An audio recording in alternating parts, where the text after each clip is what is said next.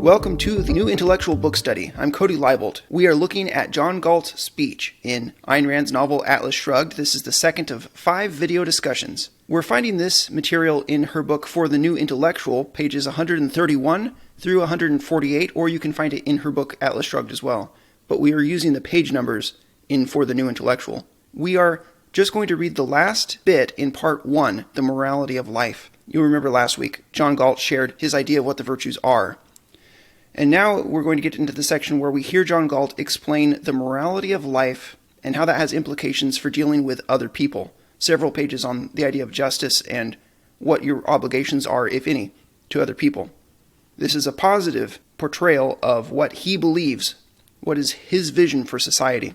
Then we get to part 2. Now, in this part, we're going to be moving fairly quickly because this material is called the morality of death. And we're going to look through several sections, actually 6 different sections, and they're all fairly short this week. And they're going to be talking about the damning of man's nature as evil. This is Dr. Gatte's structure. And then the standard and purpose of morality according to the 2 different teachers of morality of death. And then we're going to get to the meaning of what it is that they're teaching, the meaning of the sacrifice they're calling for. Then the guidance offered by the Code of Sacrifice, what it actually does, what it tells you to do. And then finally, the Code of Sacrifice's implications for dealing with others and their final justification for that code. So that's how far we will go in the discussion this week. And then when we get to the following week, there will be a little bit more material talking about the means and the motives of these preachers of the morality of death. And then we'll finally be able to move into the positive. We'll get through this dark middle section of the speech. So that's the outline that I'll be following today. And let me open it up to, in my book, page 131, and I'll just prompt us with the first part, and then we can begin to discuss. We concluded our video last week with John Galt saying, "Are you beginning to see who is John Galt? I am the man who has earned the thing you did not fight for.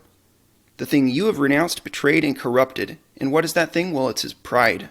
He says, I am proud of my own value and of the fact that I wish to live." As Christians, we have to think carefully about what pride is. There is some sense in which a man ought to know that he is valuable to God, that he is valuable to himself. He ought to have pride in himself. There is a good kind of pride and a bad kind of pride, but when you tell somebody who's lazy, have some pride, you are saying, care about your own life, be a good steward of your life. You are better than this. You are not so bad that this is the kind of life that is suited for you. This is the kind of life that is suited for you. You have a higher calling. That's what we are talking about. Now, John Galt is portrayed as a perfect man. In creating the character John Galt, Ayn Rand was looking at Jesus Christ, even the initials JG versus JC. Even the way that John Galt, they try to sacrifice him to save the world, and they strap him to a table and they torture him. It is a picture, a comparison between him and Jesus Christ. We understand that when we read this, Ayn Rand is not saying that she thinks she was morally perfect, or at least incapable of foibles. But the objectivists have a different view of how imperfect they are compared to the view that the Bible gives. And this is going to create a disagreement between what Christians can say and what Ayn Rand and John Galt are trying to say. We'll get there. But we do agree to some extent. We agree that it is a good thing to seek to improve your life. It is a good thing to have pride in yourself. The opposite premises lead to what we would call a moral code or morality of death. And so we begin our section here at the bottom of 131. Galt writes, "This wish, which you share, yet submerge as evil, the wish to be able to say, I'm proud of my life and that I want to live. Well, this wish is the only remnant of good within you. But it is a wish that one must learn to deserve. His own happiness is man's only moral purpose, but only his virtue can achieve it. Virtue is not an end in itself. Virtue is not its own reward. He says life is the reward of virtue, and happiness is the goal and the reward of life." Now he's talking about the meta-ethical question. Not specifically what are the virtues, but rather what do we even mean when we say that something is good? What is the purpose of virtues? That's what he's addressing here. And so, because he's discussing these topics, we are, as Christians, able to analyze them from a Christian point of view and say, is he right or wrong? Is this really the purpose of virtue? Some people say virtue is its own reward. Some people say that the good life is the purpose. What is the purpose of virtue? And whatever else he may say about man's capacity to achieve it, we can analyze this question of what is the ideal, and is he right? Do we have any comments or discussion about that so far? I think part of the problem for Christians grappling with this is that we're taught, or at least I was taught, that man is evil. So if you're told that the good is something that like is your happiness, you're immediately going to go, whoa, whoa, whoa, how can the good be related to my happiness if I'm evil? Don't we all just desire to do evil, sinful things? Wouldn't the good be something more like a rejection of my happiness? So what's going on there is the logical inferring from one truth to a different truth. And it's interesting because I think there might be a converse error there, which is to say you're capable of desiring evil things. That doesn't mean that all the things that you desire are evil. And I think Christians typically fall into this trap, this hasty generalizing based on some things that are true, but are understood improperly. So in Galt's outline, he says that we're going to now be talking about the morality of life's implications on dealing with others. So let's see what he has to say here. Top 132, your emotions are estimates of that which furthers your life or threatens it. Lightning calculators giving you a sum of your profit or loss. Skipping, emotions are inherent in your nature, but their content is dictated by your mind. And then skipping again, he says, let's talk about happiness. This all has to do with your relationship with others, and we'll understand why in a second. But he says happiness is not to be achieved at the command of emotional whims. Happiness is not the satisfaction of whatever irrational wishes you might blindly attempt to indulge. Happiness is a state of non-contradictory joy. Notice how he relates those two terms. It's slightly different from the way I heard growing up in church. He says it's a joy without penalty or guilt, a joy that does not clash with any of your values and does not work for your own destruction. Not the joy of escaping from your mind, but of using your mind's fullest power. Not the joy of faking reality, but of achieving values that are real. Not the joy of a drunkard, but of a producer. Happiness is possible only to the rational man.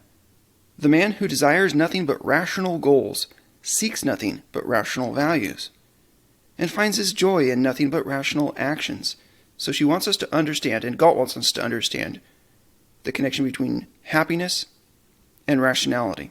Just as I support my life neither by robbery nor alms, but by my own effort, so I do not seek to derive my happiness from the injury or the favor of others, but earn it by my own achievement. So he has an approach to productivity that is individualistic, but he also has an approach to his personal relationships that is individualistic. What does that mean? Well, it means I do not consider the pleasure of others as the goal of my life. And because that's true, also, I don't turn myself into a sacrificial victim, and I don't turn them into a sacrificial victim, not one way or the other way. I do not consider my pleasure as the goal of the lives of others. In other words, I do not approach people as a moocher or as a looter. Now, that is the characterization that we see for what's going on socially in the novel. There are moochers, there are looters. The moochers would be the people that are on welfare. The looters would be the people that are making the welfare laws. But he's pointing out that there is a way to be a moocher or a looter spiritually in your personal relationships. Top of 133, that would mean viewing one another with a cannibal's lust. And that's the thing that he rejects. I think we see that pretty widespread, both in the church and in broader society, as just the assumption of how man has to deal with one another in society. It's the zero-sum mentality in economics, but it doesn't pertain strictly to economic or exclusively to economics.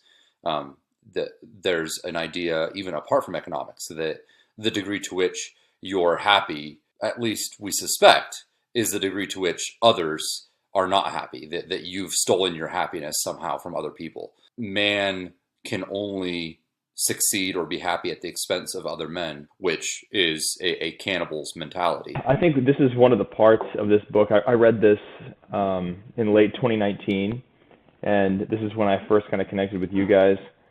And I was in New York, and so a lot of times I'll even remember where I was when I read part of this. It's always stuck with me, the barometer concept, because I had accepted long ago, back when I was in high school, probably around that time, I had consciously accepted the idea that emotions are not a method of finding truth. They're not a tool for discovering reality.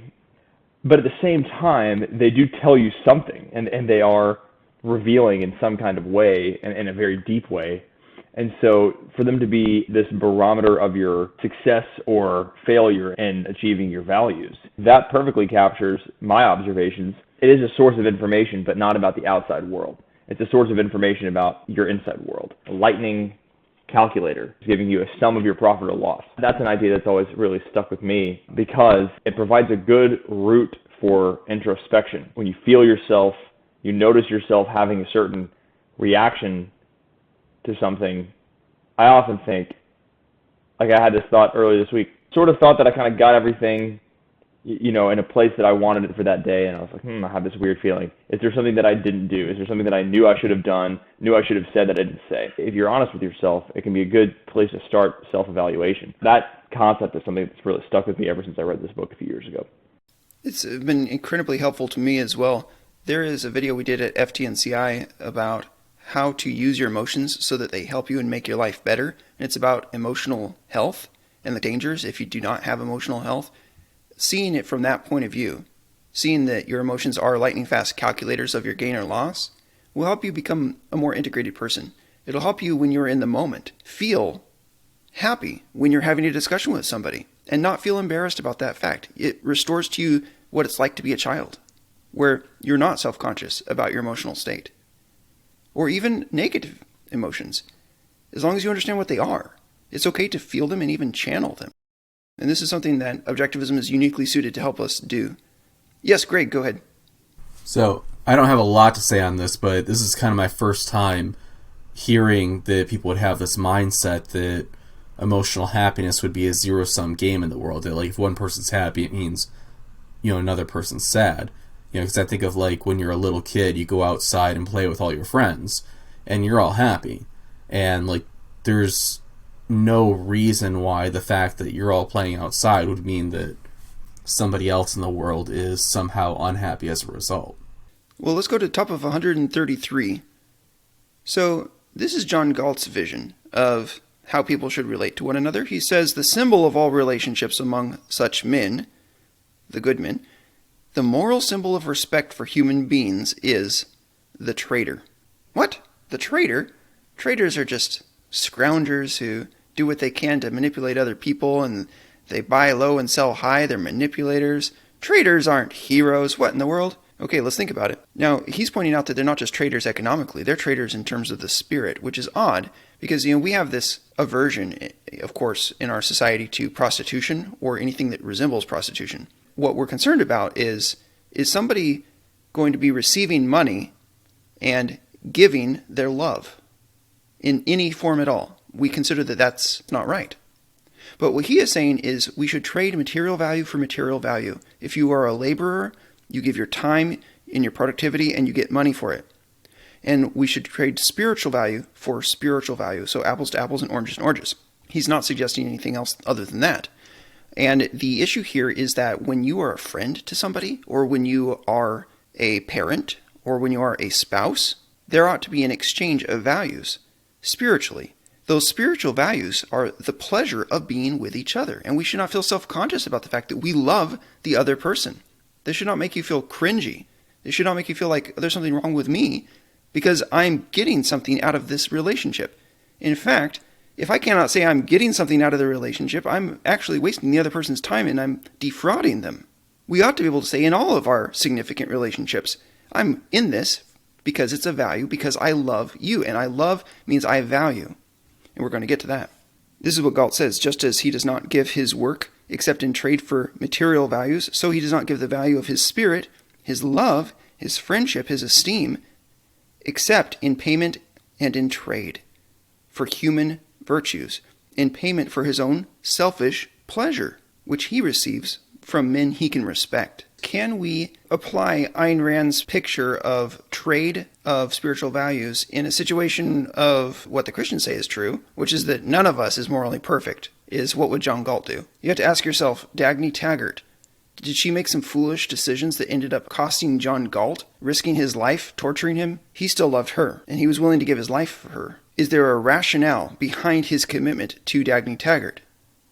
There is, because she is of value to him, even though in one important scene makes herself a fool, and in a whole bunch of choices she makes herself a tool for other people. I think it's helpful to think about specific virtues, and each specific virtue having a degree and a context, rather than thinking of it in terms of you are either virtuous or not. You might have some really great virtues to a very great extent, and still also have a lot of great flaws, or even just one flaw, hating God, which, if you were to sum them together, would make those virtues as worth nothing. The primary thing that we are affirming when we affirm total depravity as Christians, especially as a Reformed Christian, is to say that no matter how virtuous we are horizontally or in this life, apart from regeneration, we hate God. And that hatred of God is sufficient to damn us to hell.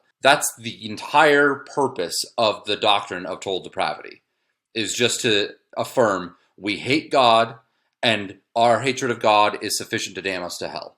It doesn't say or speak to anything in regard to other virtues or our ability to have other virtues. So when you get that in place and then combine it with what Cody was saying, when we're talking about trading based on virtues, we're talking about identifying virtues which are relevant and valuable to me as the trader. Granted, hatred of God or love of God certainly has to be relevant when you're a Christian and you're in the position of being a trader. That can't be by itself. The hatred or love of God, especially the love of God, has to be manifest in other virtues. And if it's not, then you ought to rationally question whether the love of God is actually there, because just claiming it isn't sufficient. I think the other virtues, the horizontal virtues, so to speak, and especially the virtues that we're talking about here in this book, are often reflections of actually loving God.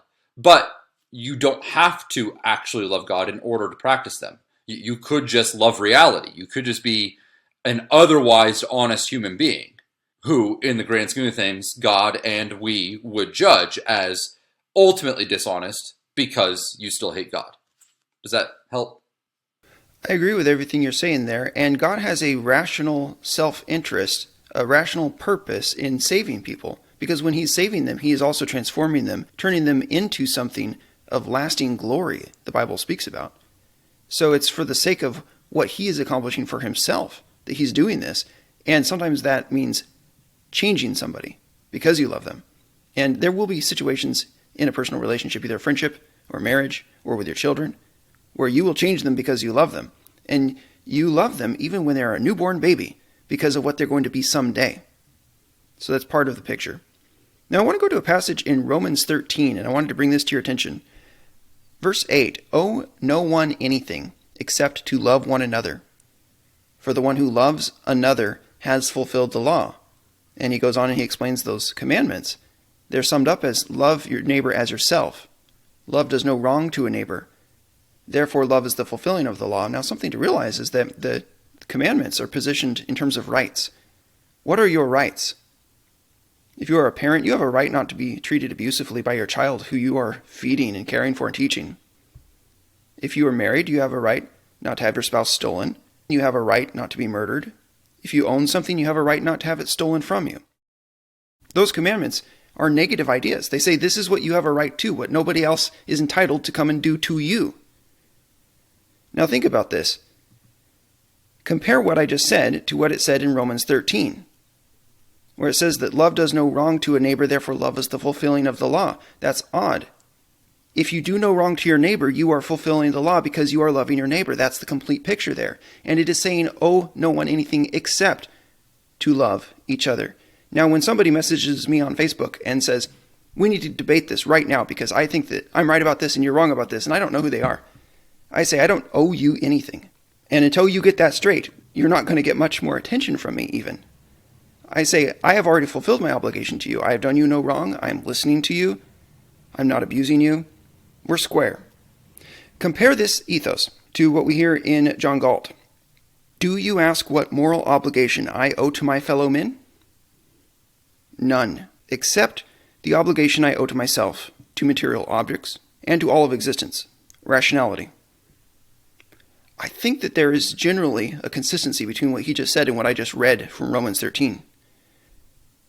So he deals with other men as my nature and theirs demands by means of reason. He says, I seek or desire nothing from them except such relations as they care to enter of their own voluntary choice. This is easily comparable to those 10 Commandments and the fact that people cannot just step into other people's lives and abuse them. It is only with their mind that I can deal, and only for my own self-interest, when they see that my interest coincides with theirs. When they don't, I enter no relationship. He says, I win by means of nothing but logic. I surrender to nothing but logic. I do not surrender my reason or deal with men who surrender theirs. This is his approach to life. And he says, the only value men can offer me is the work of their mind. The mind is part of the theme of Atlas Shrugged, if you recall. What is the role of the mind in human life? And this is his answer. It is from the mind that all human values, whether material or spiritual, will come.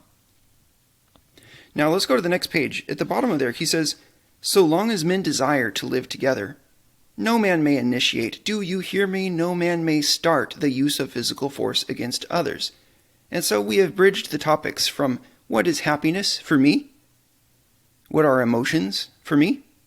What's the purpose of them? To what are my obligations toward others? And now we get to a key obligation. A key obligation is that we ought not to initiate force.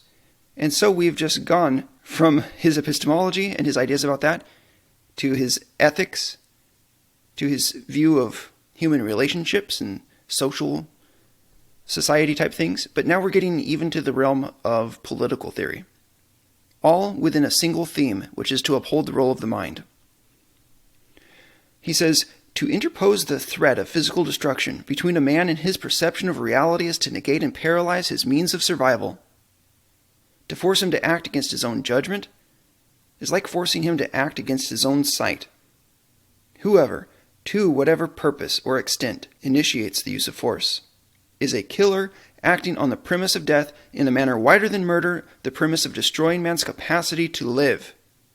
Do not open your mouth and tell me that your mind has convinced you of your right to force my mind.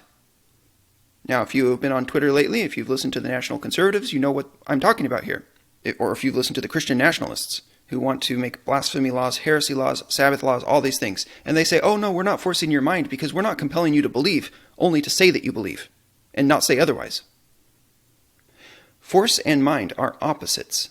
Morality ends where a gun begins. When you declare that men are irrational animals and propose to treat them as such, you define thereby your own character. And that is why I will not talk to some of these men, except for to either ridicule them or to say to other people why they are wrong. I will not speak to such men as if we are equals, as if they are anything other than an animal, a brute by choice. So they would define their own character. They can no longer claim the sanction of reason. And this is why I will take a principled stand, even though most Christians will not understand this. And they'll say, wow, you sure are high on yourself, Cody. Well, no. No, I have standards, and I've chosen them by a thought process that is rational. And this is the thought process. And most people don't understand it. That doesn't make it any less true. So this is how it goes. There can be no right to destroy the source of rights, the only means of judging right and wrong, the mind. And so the person who wants to claim to me that he has a right to force me to do this or that, to invalidate my mind, is a person that I will say, you are beneath rational discussion. He speaks of the attempt to exist in defiance of reality. He says, reality demands of man that he act for his own rational interest. Your gun demands of him that he act against it. Reality threatens man with death if he does not act on his rational judgment. You threaten him with death if he does. You can see how these sets of premises would end up making human life in a society impossible. And to the extent that human life in society is good, which we can all recognize that it is, then the person that is acting on these premises is acting against my life. And that is evil. Galt says, you place him in a world where the price of his life is the surrender of all the virtues required by life. Death is made to be the ruling power. The premise of death. He says, be it a highwayman who confronts a traveler with the ultimatum, your money or your life, or a politician who confronts the country with the ultimatum, your children's education or your life, which we see today evermore. The meaning of that ultimatum is your mind or your life. And neither is possible to man without the other, and that's the contradiction. You cannot make people sacrifice one to have the other, or vice versa, because you cannot have human life without the mind. The very theme of Atlas Shrugged here. Now at the bottom of this page, 134, he speaks about those who would claim the right to force a mind. Christian nationalists, national conservatives, I'm talking to you here. He says about those who would speak of a right to force a mind. That is the moral absolute one does not leave open to debate. I do not grant the terms of reason to men who propose to deprive me of reason. I do not enter discussions with neighbors who think they can forbid me to think. When a man attempts to deal with me by force, I answer him by force. I think sometimes people look at this and they make it a little bit more complicated than it has to be, and it can be easy to misunderstand. So like people look at the idea of human interactions being like a trade, and I think sometimes people read into that saying, oh, well, you're just, in this relationship with somebody to get something out of them, and that's it. And I think they need to take a step back and realize what's actually being said. Like, if I'm friends with somebody, it's because I enjoy spending time with that person. I enjoy that person. So it's, if I have a friend, say his name is Joe, I might go over to his house and, play a board game or play video games, or we might go to the gym together, or we might go watch a movie together. And we're doing this because we enjoy spending time with one another and we enjoy one another. And if Joe, were to end up in the hospital, then that's somebody who I say, hey, this is somebody I care about. This is somebody who I want to see him get better. And I might go to the hospital and support him, because I care about him. And so it's not a narcissistic, I'm trying to just get something out of this person sort of thing. It's a mutual, I enjoy this person, I value this person, I care about this person. And you see the same thing in marriage.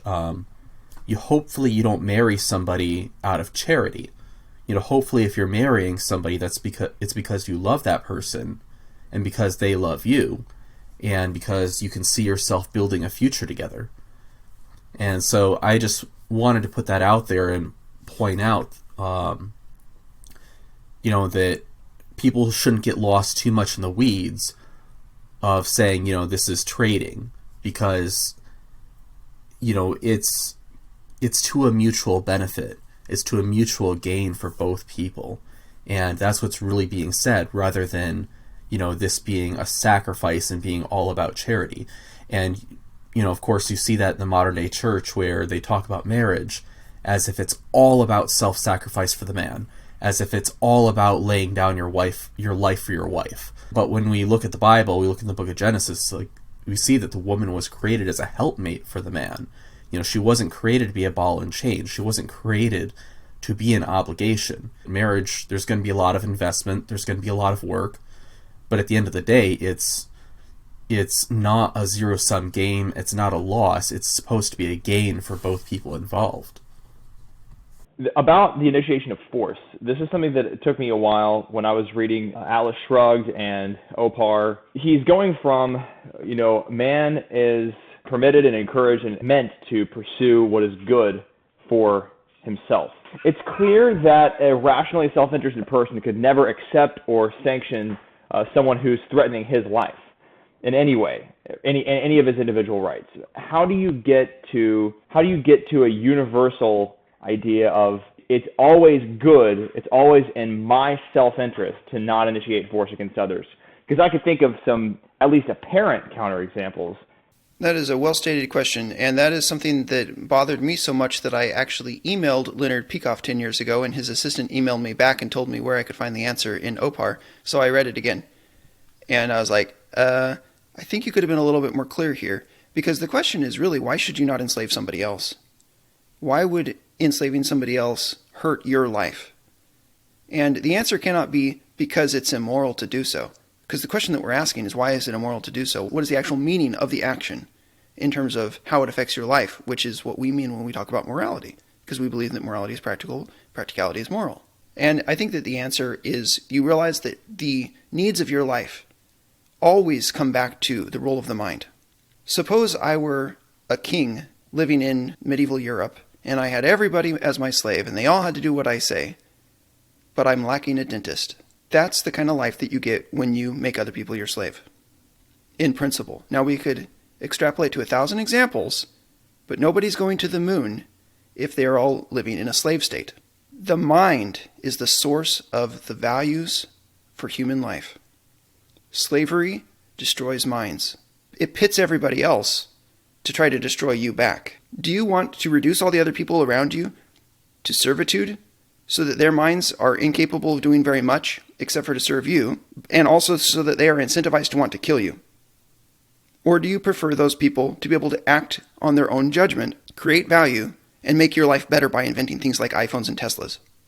You have to ask yourself, what kind of world do you want to live in? And that's the kind of answer that I would give. It's the same thing as, if you recall, when I believe it's Reardon talking about a lie, how when you tell a lie, you're enslaving yourself to the world. Likewise, if to the extent that you attempt to live by force, by enslaving other people, you are subjugating yourself to other people. You are making yourself dependent on other people. And if you want to think about it even more fundamentally, you are contradicting reality.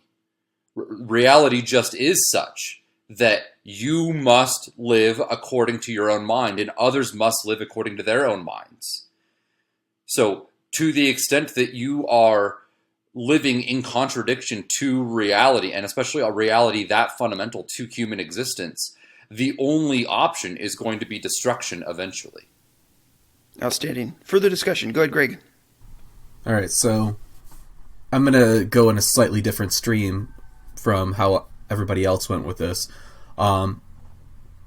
We talk about rational egoism and rational selfishness, and I think there's something important to keep in mind with that.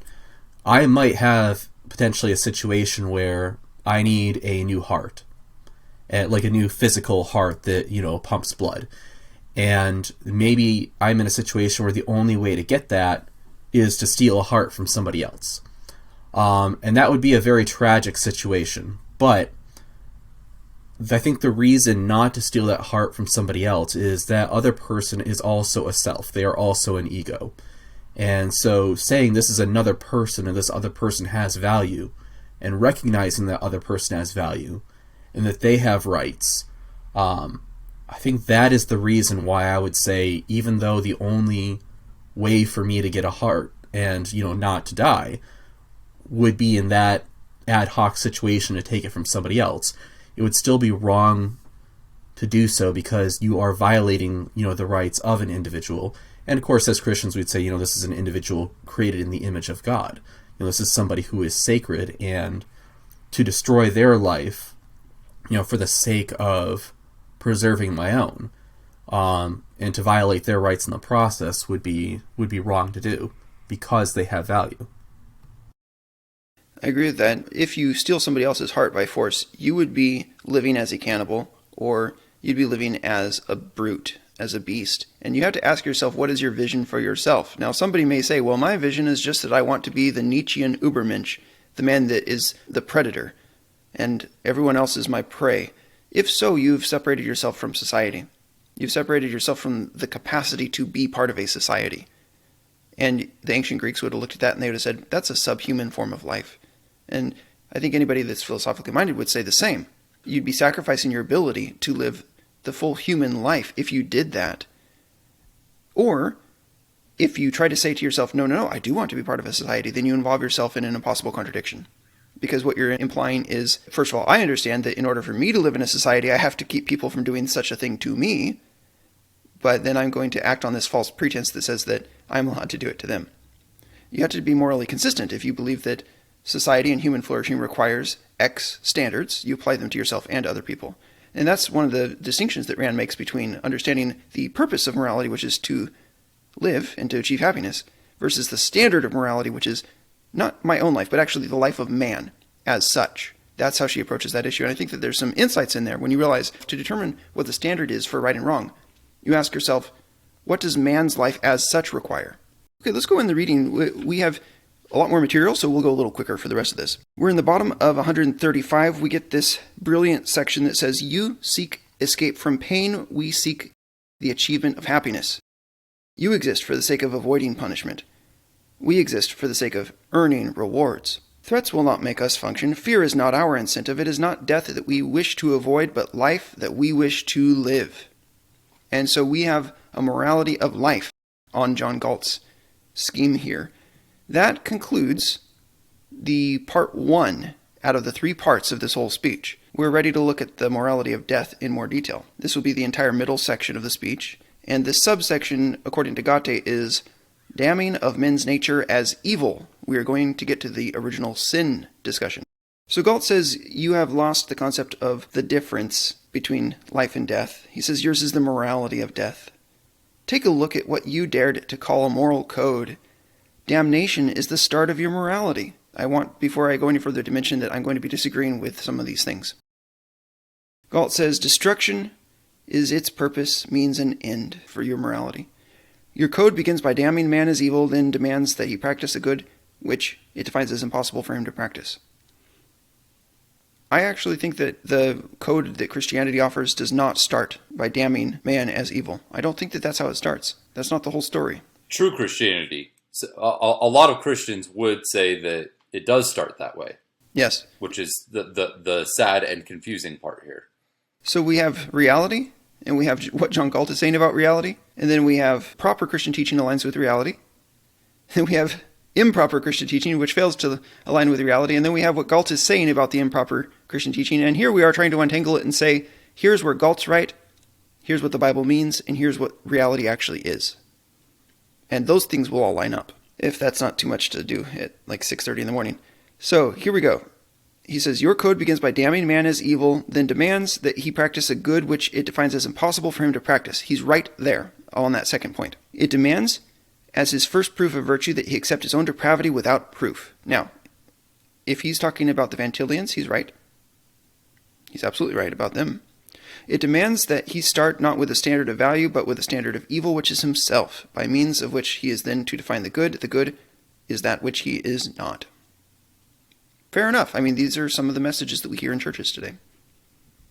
He says the name of this monstrous absurdity is original sin. Okay, let's talk about original sin. I have quite a bit of notes on this topic. I looked it up at Got Questions, which I find to be generally a good resource to just introducing concepts. So it says that original sin is Adam's sin of disobedience, eating from the tree of knowledge of good and evil, and its effect on the rest of the human race. So it's referring to both. It means the sin that Adam committed and also the effects of that sin. Original sin can be defined as the moral corruption we possess as a consequence of Adam's sin, resulting in a sinful disposition manifesting itself in habitually sinful behavior. This doctrine of original sin focuses particularly on its effect on our internal nature and our standing before God. Now, there are different approaches to how to understand original sin. The heretical view, Pelagianism, says one thing. Arminianism says another, and Calvinism, which I affirm, says another. But what we need to note is that there are plenty of passages in Scripture that speak of man being hopelessly enslaved by his sins. The Got Questions article talks about how man's good works are actually dead or worthless in meriting God's favor, and it cites Ephesians 2, Matthew 15, Romans 7, Hebrews 6, Hebrews 9. You can go on, and you can look at what Calvinism says about this. I'm reading now from the article at Got Questions. The Calvinist doctrine of original sin states that Adam's sin has resulted not only in our having a sin nature, but also in incurring guilt before God for which we deserve punishment. And I think that this is directly found in the Scripture, and we can look and see exactly what Scriptures discuss this issue. So being conceived with original sin upon us results in our inheriting a sin nature so wicked that Jeremiah 17:9 describes the human heart as deceitful above all things and beyond cure. Not only was Adam found guilty because he sinned, but his sin was imputed to us, making us guilty and deserving of his punishment, death, as well. There are two views as to why Adam's sin should be imputed to us. The first states that the human race was within Adam in seed form. Thus, when Adam sinned, we sinned in him. This is similar to the biblical teaching that Levi, a descendant of Abraham, paid tithes to Melchizedek in Abraham, which is mentioned in Genesis 14 and Hebrews 7, even though Levi was not born until later. The other main view is that Adam served as our representative, and so when he sinned, we were found guilty as well. And I don't know which one I would affirm or both. It's possible to affirm both. The fact of original sin means that we cannot please God on our own. No matter how many good deeds we do, we still commit sin, and we still have the problem of a corrupt nature within. We must have Christ. We must be born again, John 3:3. This is surely consistent with what we read in Scripture. All over the place. So Romans 3:10, none is righteous, not one. Romans 5:12, sin came into the world through one man, and death through sin, and so death spread to all men because all sinned, it says. Maybe not easy to understand why it means that, but it's certainly true that it means that. And then he goes on in that same passage in Romans 5 and discusses how now we have abundance of grace through the free gift of righteousness through one man, Jesus Christ. 5:16, it talks about the judgment following one trespass brought condemnation. And if we go on, it says in verse 19, for as by the one man's disobedience the many were made sinners, so by the one man's obedience the many will be made righteous. So we see that somehow what happened with Adam did make us sinners. We cannot dispute that as Bible-believing Christians. Compare also several other passages. Psalm 51:5, behold, I was brought forth in iniquity, and in sin did my mother conceive me. Ephesians 2, you were dead in the trespasses and sins in which you once walked. And then it says in verse 3 that by nature you were children of wrath. By nature. Genesis 8, for the intention of man's heart is evil from his youth. Psalm 14 says the Lord looks down from heaven on the children of man to see if there are any who understand, who seek after God. But there are none. None who do good, not even one. Jeremiah 17, I already mentioned, the heart is deceitful. Ecclesiastes 9, the hearts of the children of men are full of evil, and madness is in their hearts while they live. And finally, I'll read 1 Corinthians 15, 21 through 22. It says, for as by a man came death, by a man also comes a resurrection from the dead. For as in Adam all die, so also in Christ shall all be made alive. So somehow, what happened to Adam, what Adam did, has made it so that we all have death and we all have sinfulness. Now, how does that compare with what it says in Ezekiel 18:20? The soul who sins shall die. The son shall not suffer for the iniquity of the father, nor the father suffer for the iniquity of the son. The righteousness of the righteous shall be upon himself. The wickedness of the wicked shall be upon himself. As Bible-believing Christians, we affirm that that is also true. So our answer to how we understand these things has to come down to something actually happened to our natures, such that we actually do sin by nature. We have to affirm that. Which means that when John Galt says that he does not agree with the doctrine of original sin, we as Christians must say, we do. Who would like to interact with what I've said here? Go ahead, Jacob. I am not convinced that Scripture demands the idea of imputed guilt of Adam's sin to his posterity. It absolutely demands a transference of a corrupted sin nature to his posterity and guilt for his posterity based on that sin nature. But I'm not convinced of the imputation of Adam's guilt to me in the same way that Christ's righteousness is imputed to me, and in the same way that my guilt is imputed to Christ on the cross. I think a lot of Reformed people, when they read Romans 5, for instance, they think that it has to be an imputation of Adam's guilt to us. And I think if you're reading Romans 5 more carefully, you can see that it doesn't have to be an imputation of Adam's guilt. It can just be a transference of his sin nature resulting in our guilt. I just want to throw that out there. That's my position right now. I'm not real firm in it. I'm not going to say, Scripture opposes the idea of the imputation of Adam's guilt. I just don't see it in Scripture. And I think most people who claim that they do are being pretty hasty as they read those passages, and they're not thinking very carefully. And I haven't seen any good arguments specifically for the imputation view as opposed to the mere transference of a sin nature view. I agree 100%, Jacob. Scripture has a minimum level that it must be understood to be saying there, and we affirm it. And then there are some inferences people might make from what it says that we would likely dispute for philosophical reasons, as well as because there's nothing exegetically that requires it. Go ahead, Greg. So Jacob, is what you're saying is basically that because of Adam's sin, we all get a sin nature, but I'm not guilty of a crime because my great-great-great-great-great-great-great-grandfather committed a crime. Is that correct? I'm saying you're not guilty of Adam's sin. You are guilty of your own sin nature and the sins which result from your own sin nature. But you are not guilty of Adam's sin. This also has some bearing on the question of the salvation of infants, because infants can have inherited a nature, but have not yet reached the development stage where they have made a choice. And so one philosophical approach to answering that question is to say that yes, they are sinners by nature, but no, they are not guilty. At least not in the sense that damns them to hell. That's one possible answer to that. Other discussion. This is a weighty topic.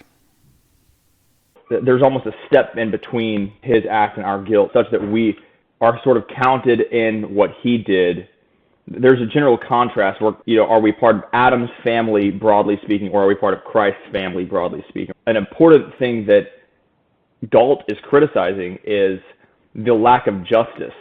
And I think we need to always just be aware, wherever we land in our theology, we need to be sure that we're still vindicating the justice of God in a way that the Scripture does. So whatever judgment we have, either it is our own that we consented or willed to do, or it is a nature that we can justly be judged for. We need to account for why that's just, or it's something that someone else did that we can be justly held accountable for. We can easily think of, if you hire a hitman to go kill somebody, you're a mob boss, you can easily see how that's imputed to you, because even though you didn't pull the trigger, you authorized it.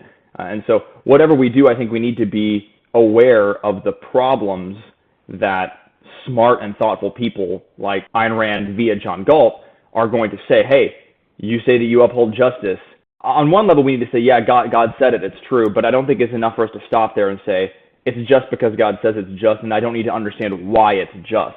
Paul goes to great lengths to justify God in a certain sense, especially in chapters 9 through 11 of Romans. And so I think we need to be aware of how our positions do that, because it is to our shame if an atheist can say your worldview ends up in injustice. We do need to actually avoid that. I think it's our job as witnesses for Christ to avoid that charge. Well said. And this bridges to the question of God's justice, or the justice of this construal of the situation. At the top of 137, this is what Galt says: a sin without volition is a slap at morality, and an insolent contradiction in terms. That which is outside the possibility of choice is outside the province of morality. So this is going to touch on the question of God's justice as that relates to our theory of free will, or volition. In the Objectivism book study, we've discussed that in depth. We disagree with the Objectivists on their understanding of volition and free will to a degree. And it's probably somewhere in that disagreement that we would find the reason for our disagreement with what Galt is saying here. Now, it is true that if something is not open to your choice, what would it mean to say that you made a morally wrong choice and to judge something as being morally wrong? True, there has to be choice. This is a philosophic point. There has to be choice in order for there to be moral judgment. We understand moral choice and volition and free will in such a way that it is not any philosophical problem to say that we have free will, we do that which we desire to do, we are the kind of beings who have such a nature that we desire evil. We can say all of those things. And if you will go to the Objectivism book study, you'll see more about that. I know it's not the simplest of topics. It's not the simplest for me. In fact, if anything in all of Galt's speech, this is the most difficult thing for me. Does anyone have anything they want to add about this before we go to the next section? Rand, through Galt, pitches two different versions of original sin here. One is the imputation of guilt from Adam view, essentially, and the other is the loaded dice view, which would be my view. You're born with a sin nature, with a tendency toward evil. And, she says, a loaded dice, that's also not just. And that's where I would push back and disagree. And this is also where, Cody, to your topic of babies who die in the womb or whatever the case is before they make any moral choices, I'm okay theologically saying that even they, pre any choice being made, that even they are justly damnable because of their sin nature, that it's just for God to despise the sin nature even before any sin has been committed. I also speculate that Christ covered their sinful nature on the cross for all infants and children who die at young ages like that. I don't have anything to back that up. That's just speculation. That's how I would address that question. It's just for God to have wrath against man merely because of his sin nature,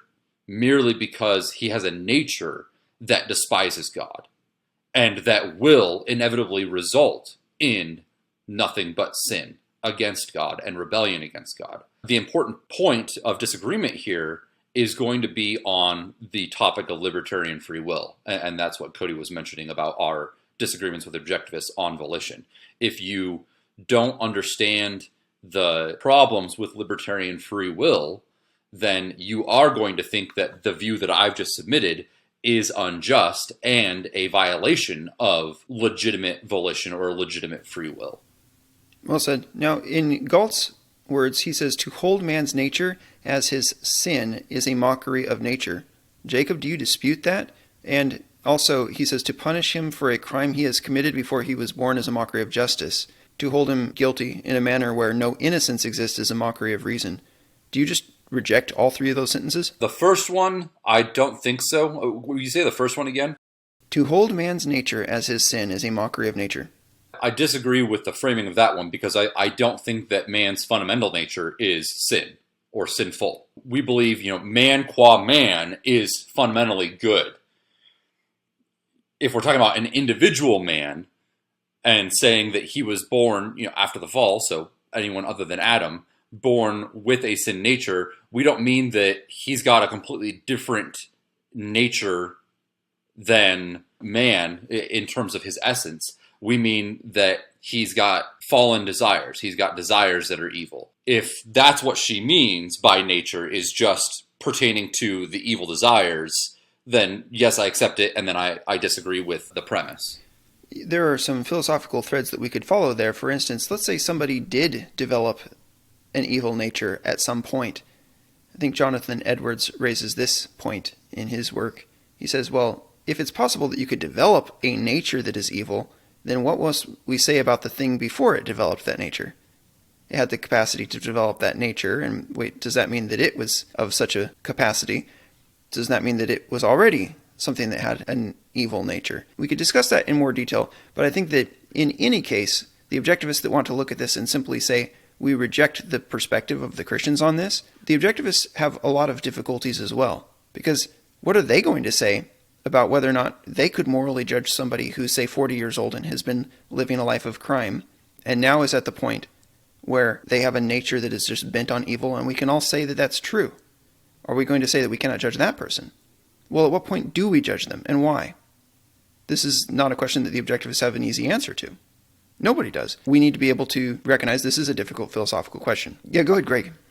Kind of a slightly related side note, you kind of notice that within the objectivist mindset and worldview, they don't really have their own equivalent of Genesis. The objectivists, they don't have a creation narrative. If you go to Richard Dawkins, obviously he'll have his creation narrative as, Darwinism. But the objectivists, like as a movement, they kind of make it sound like, man just kind of popped into existence one day.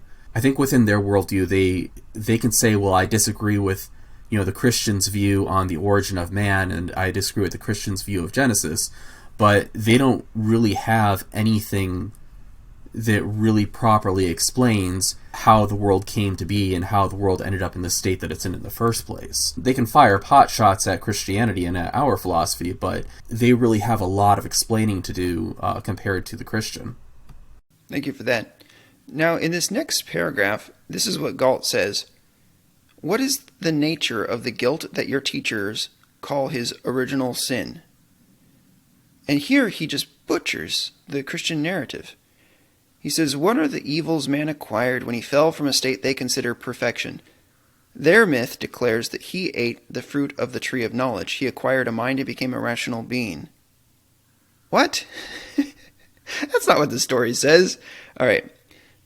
It was the knowledge of good and evil. He became a moral being. No, that's not what the narrative even is talking about. He was sentenced to earn his bread by his labor. He became a productive being. He was sentenced to experience desire. He acquired the capacity for sexual enjoyment. It has nothing to do with what the narrative says. Be fruitful and multiply. Now, I want to say this about what Galt is doing. Perhaps he is commenting on what some Catholic teachings have said, because Catholics are so anti-sex, and in some ways they're so anti-everything about human life. Perhaps he is commenting on how the Catholics have said that the reason why we have original sin and sin nature is because all people are formed through sex. And there's a whole Catholic teaching about why that makes it so Jesus was not someone who possessed original sin. He's out on a limb. He's making a parody of a misrepresentation of Christian teaching. So this is of little value to us. But then he goes on, "The evils for which they damn him are reason, morality, creativeness, joy, all the cardinal values of his existence." Well, if they were damning him for those things, then I would agree with Galt that there's a problem there. He goes on, "It is not his vices that their myth of man's fall is designed to explain and condemn. It is not his errors that they hold as his guilt, but the essence of his nature of man. Whatever he was, that robot in the Garden of Eden who existed without mind, without values, without labor, without love, he was not man. The thing that you're discussing here is not what's in the biblical narrative either. Man's fall, according to your teachers, was that he gained the virtues required to live. These virtues, by their standard, are his sin. His evil, they charge, is that he is man. His guilt, they charge, is that he lives." To the extent that there are people teaching this, Galt is right that it's just weird. Well, and we should say that most Christians today, they will affirm the truths grudgingly of man's nature pre-fall. But their major emphasis is on the evil of man post-fall, and the way that they talk about the nature of man and the nature of reason and the nature of sex and the nature of work, etc. Most Christians do treat all of those things as inherently sinful, the way that Galt is talking about here.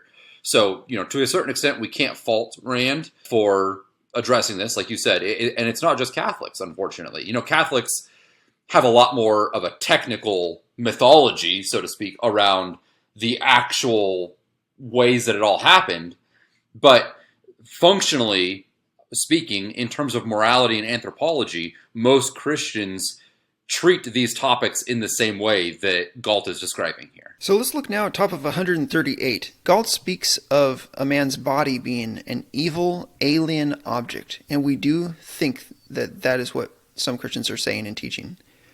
And he speaks about this idea of this dichotomy that people have proposed between the mind and the body, an important topic within objectivist philosophy.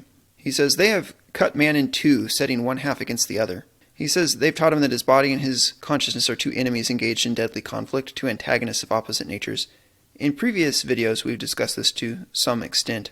It's an important topic, but you could look at it more within, say, the Ayn Rand lexicon. If you wanted to find more on that issue, you can find the sources and you can read where they discuss it. Clearly, Christians are dealing with this now, as we have this trend of Gnosticism and Hermeticism, which Michael O'Fallon does such a good job explaining, and how this theosophy and mysticism philosophy is coming into the church through a whole bunch of vectors all at the same time. Again, go to Michael O'Fallon and James Lindsay if you want to understand the actual meaning of those terms, because it's not easy. So Galt is onto something here, and interestingly, he was onto it in the 50s. We've got a different atheist. So let's go to the bottom here. We're in the next section. So this is discussing the standard and purpose of morality according to these teachers. And so we read, as products of the split between man's soul and body, there are two kinds of teachers of the morality of death, the mystics of spirit and the mystics of muscle, whom you call the spiritualists and the materialists. Those who believe in consciousness without existence and those who believe in existence without consciousness. Both demand the surrender of your mind, one to their revelations, the other to their reflexes. Their moral codes are alike, and so are their aims in matter, the enslavement of man's body, and in spirit, the destruction of his mind. Okay, so Many of the mystics of spirit that he refers to here are Christians. So let's get that out in the open. He doesn't like us. The good, say the mystics of spirit, is God, a being whose only definition is that he is beyond man's power to conceive, a definition that invalidates man's consciousness and nullifies his concepts of existence.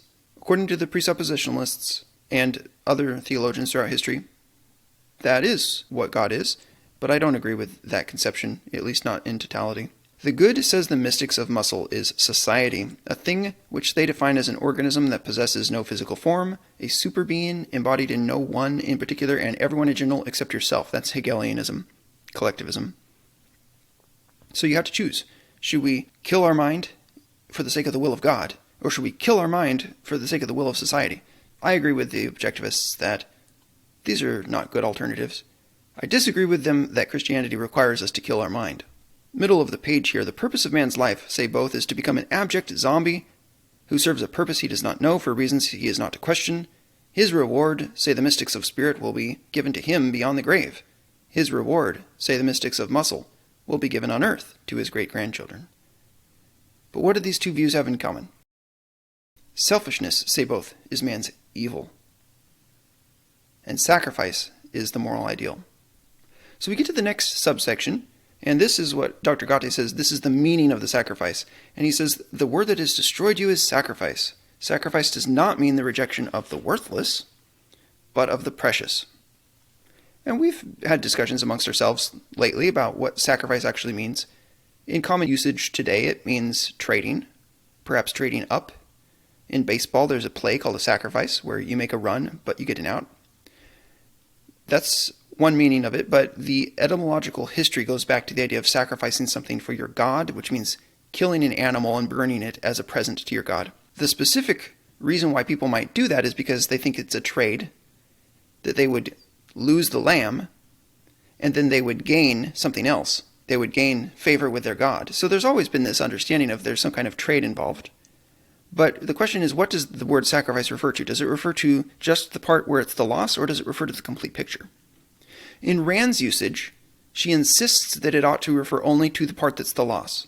Since we grew up in churches, mainstream evangelical churches, we don't see the word in that same way. I mean, what are we going to say about Jesus Christ, that when he sacrificed his life on the cross, that was a loss for him, and that there was no gain in view? When we use the word sacrifice, we refer to the totality, including the gain for the joy that was set before him. But just understand Rand here, she means the loss. Sacrifice does not mean the rejection of the evil for the sake of the good, but of the good for the sake of the evil. Sacrifice is the surrender of that which you favor and value of that which you don't. If you exchange a penny for $1, that is not a sacrifice. Grant, for the sake of discussion, that as the definition.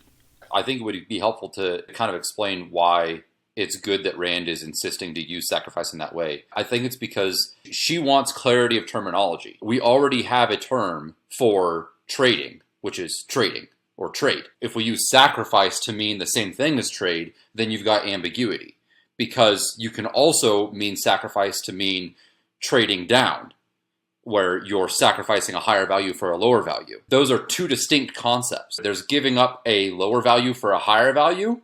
That's good. There's giving up a higher value for a lower value. That's bad. Those are two very, very different things. In fact, morally opposed things. And she wants to have different terms for those two phenomena. She wants to insist the good concept should be one thing and the bad concept should be another thing. And I don't think she really cares about the actual term that you use, so long as you don't have this ambiguity of going back and forth between them to allow for equivocation. She's just saying trade is the good one where you're going up, sacrifice is the bad one where you're going down. It's not really a semantics thing. It's we need to have non-ambiguity between these two concepts. So you own a bottle of milk and you give it to your starving child. Is that a sacrifice? No. Whereas if you give it to your neighbor's child but you let your own child die, that would be a sacrifice. If you give money to help a friend, it's not a sacrifice. If you give it to a worthless stranger, it is. And there's a lot of discussion about this in Rand's own life, and did she live according to this? And in fact, she did. She lived according to the way she's describing here. She was willing to be quite generous with other people with her money. And she was a wealthy woman, and she was generous. But she was generous to people whom she identified as being capable of using that wisely so that it would be a good investment. Middle of the page. If you wish to achieve full virtue, you must seek no gratitude in return for your sacrifice. No praise, no love, no admiration, no self-esteem, not even the pride of being virtuous, the faintest trace of any gain dilutes your virtue. Hey, I've read this before. That's in Immanuel Kant. You are told that moral perfection is impossible to man, and by this standard it is. Middle of the next page. Do not call your best actions a sacrifice. That term brands you as immoral. If a mother buys food for her hungry child rather than a hat for herself, it is not a sacrifice. She values the child higher than the hat. But it is a sacrifice for the kind of mother whose higher value is the hat, who would refer her child to starve and feeds him only from a sense of duty. If a man dies fighting for his own freedom, it is not a sacrifice. Okay, so that's contrary to the common usage today. We would speak of a soldier sacrificing his life. The point stands. It would not be an immoral action for a soldier to give up his life in protection for his country if he loves his country and if he believes in the kind of battle that he's fighting. It is not a sacrifice in this Rand sense. It is not a sacrifice if he is not willing to live as a slave. It is a sacrifice if he were willing to live as a slave. I want to point out that for a lot of Christians, when we talk about Christ going to the cross, it's typically talked about as if it were a trade down. And, I would love to get other people's thoughts on this, but I remember a sermon jam where you had a pastor, and I believe it was a Reformed preacher, saying, in getting me, Christ wasn't getting anything good. In getting me, he wasn't getting anything that would add to him in any way. And of course, God is infinite, so, you can't really add to infinity. Apart from Christ, we're all wretched sinners. Our greatest deeds are like filthy rags. That's something that's emphasized very much in Scripture. Yet you guys have pointed out the Scripture that says, when Christ went to the cross, he was gaining glory. There would be a sense that he wasn't gaining anything from me. He didn't need anything from me when he saved me. But, he's gaining glory. He's not gaining anything from me or from the person that he's saving. He is gaining from the act of saving me. So it's not about me. It's about him. It's about the display of his wisdom, of his grace, of his power to save even those who justly deserved eternal wrath from him. The glory is all in what he has accomplished, and I just happen to benefit supremely from it. There is a joy and a pleasure in creating things. So we have to understand that just as I would sit at the table and build something, and then I would be glad that I did, and then say I built several things, and maybe I'm a potter, and one of the pots has a problem with it, such that I just decide to throw it away. Another has a problem with it, such that I decide to recast it. I take joy in all of this experience. I am a craftsman. This gets thrown out, this gets saved. And I take joy in both. All right, let's go to the middle of 142. The goal of their morality, this duty that their code demands of them, is to give to that which you do not enjoy, serve that which you do not admire, submit to that which you consider evil, surrender the world to the values of others, deny, reject, renounce yourself. And yourself is your mind. Comparing what Galt is saying here to that image that I said of God as a potter, which is a biblical image. Well, does God, in sending his son Jesus to save us, does he follow this pattern? Does God not enjoy creating? Does he not enjoy salvaging that which is marred? No, of course God gets joy out of it. Why else would he do it? He's the craftsman. He's the creator. Now he is sending his son to be a suffering servant for the sake of the joy set before him in the gain. Now, is God renouncing God's own mind? Absolutely not. It's the mind of God that, with all of his wisdom, was able to come up with this story and call it into being, knowing fully ahead of time what it was going to involve. And likewise, we want to be like him. In our mind, we should conform to the mind of Christ. It is your mind that they want you to surrender. And I agree, having been in church for quite a while, I agree that there are many that want you to surrender your mind. And then Galt says those who start by saying it is selfish to pursue your own wishes, you must sacrifice them to the wishes of others, will end up saying it is selfish to uphold your convictions. You must sacrifice them to the convictions of others. And haven't we seen that? When the men who say this is the standard according to the Bible, I can prove it, let's discuss it, stand up and they say to other leaders in the church, you are wrong, this is right. And those leaders will refuse even to dignify the discussion, but rather they will say, submit your mind to my feelings. Pure wickedness. FTNCI exists to call it out and to cure it. And sometimes to cure it, you have to use a scalpel. Such men are a cancer upon the church. They will end up saying, sacrifice your convictions. And we will say, no. Galt says this much is true.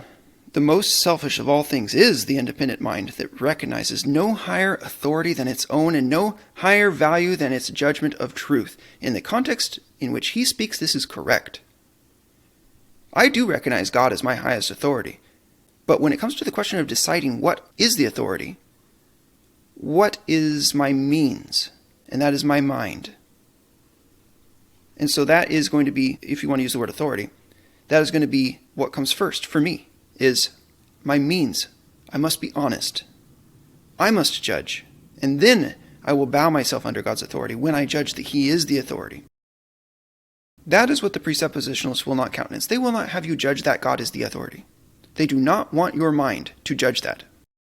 And God does not want their subjugation because it's mindless. That there is no value in mindless subjugation or mindlessly bowing yourself to God. As if there is no difference between God and Allah, or God and Joseph Smith, or God and Shiva. That is what the presuppositionalist is essentially saying when they prostrate themselves before God, is you could have been Shiva, and I could have grown up in a culture that worships Shiva, or whatever else, and I would be prostrating myself then too, because I am so humble that I am not going to judge you, oh God. It's disgusting, and God does not find it valuable. I think God finds it sickening. It is the hyper-Calvinism of epistemology, which is to say that God just chose that I would be right. Well, how do you know? I know because God said so. What? Okay, so now we're on the top of page 143. If you search your code for guidance for an answer to the question, what is the good? The only answer you will find is the good of others. So we are now in a section where we talk about the problems that this moral code offers you. It offers you no guidance. It just says the good is the good of others. Well, what is the good of others? We don't have an answer, do we? The good is whatever others wish, whatever you feel, they wish. Or whatever you feel they ought to feel, which is what the tyrants will always do. Your standard of virtue is not an object, not an act, not a principle, but an intention. You need no proof, no reasons, no success. You need not achieve, in fact, the good of others. All you need to know is that your motive was the good of others, not your own. Your only definition of the good is a negation. The good is the non-good for me. The COVID tyrants certainly played this role. They did not bother using their own minds, treating their own minds as authority that must judge.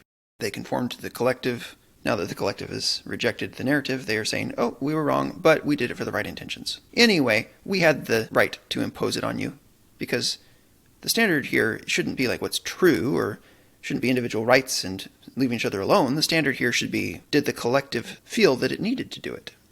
That's the only standard. Yeah, I've actually read that. I've read that in a mainstream publication. If you wish it, it is evil. If others wish it, it is good. If the motive of your actions is your welfare, don't do it. If the motive is the welfare of others, then anything goes. Top of 144, Galt again says simply no. I, who do not accept the unearned, neither in values nor in guilt, am here to ask the questions you evaded. Why is it that it is moral to serve the happiness of others but not your own? If enjoyment is a value, why is it moral when experienced by others but immoral when experienced by you? If the sensation of eating a cake is a value, why is it an immoral indulgence in your stomach, but a moral goal for you to achieve in the stomach of others? And so on. At the bottom he says, is the moral purpose of those who are good self-immolation for the sake of those who are evil? He's taking them seriously. He's asking, what do you mean? And this is what they mean. And that's the problem, is that most people don't take their own ideas seriously enough. But he's doing it. So he says that there is a secret core of this creed. He's understood this secret core. That is this. It is the other half of the double standard, which is, it is immoral to live by your own effort, but moral to live by the effort of others. It is immoral to consume your own product. But why are they so happy to say that? Because they know that by implication it means it is moral to consume the products of others. Your code divides mankind into two castes, and it commands them to live by opposite rules. those who may desire anything and those who may desire nothing. The chosen and the damned. The riders and the carriers. The eaters and the eaten. What standard determines your caste? What passkey admits you to the moral elite? The passkey is a lack of value. Now we know the motive. We know why people, even if they have not self-consciously identified the motives behind their course of action and the standards they've chosen to uphold, they have operated according to the standard because it attracted them. And it attracted them because they wanted to be leeches. To demand rewards for your virtue is selfish and immoral. It is your lack of virtues that transforms your demand into a moral right. A morality that upholds needs as a claim holds emptiness, non-existence as its standard of value. All right, now we get to the next section. A code of sacrifice has implications for dealing with others, doesn't it? Who's going to provide the account to pay for these claims? The non-zeros are going to end up paying the way for the zeros. To the extent that you are not a zero, the greater the extent of your achievement in character and virtue, the greater the sacrifice will be demanded. 146. When need is the standard, every man is both victim and parasite. He cannot approach his fellow men except in one of two disgraceful roles. He's either a beggar or a sucker. And you're going to fear the man who has $1 less than you because you know he wants to be a sucker. You're going to hate the man who has $1 more than you because you know that you need to be a beggar toward him. How debased of a concept of society is that? Do you wonder why your morality has not achieved brotherhood on earth or the goodwill of man to man? And that's where we'll wrap up our video today. You can see the picture that Galt is painting of how people relate to one another in a socialized society. And this is accurate. This is what happens. People hate one another in a welfare state or in a communist dictatorship because that is what the meaning of this life is. All right, we'll do a little bit more interactions with anybody and then we'll wrap up. I want to encourage everybody to be thinking about in your own life. Do you have these premises that Galt is talking about? Because the ideas in objectivism are not designed only to help fix the problems that our nation faces. They're also designed to help you fix the problems in your own mindset, your own understanding of your life and what motivates you. We're going to continue in the discussion the following week. We're going to pick up looking at the motives and the means of these preachers of the morality of death. And this is going to teach us something that we need to understand about the Christian movement. This is going to help us reflect about why the Christian movement seems so ineffective. And I'd ask you to give this material a share. If you believe in this, if you want people to see it, this is how we're going to get it to more people. Please consider becoming a patron. You can go to christianintellectual.com/Patreon at For the New Christian Intellectual. We are equipping Christians to be defenders of reason, individualism, and capitalism. And through this work, we are aiming to create a new American Renaissance. I look forward to talking with you again. Thank you for being here today. God bless.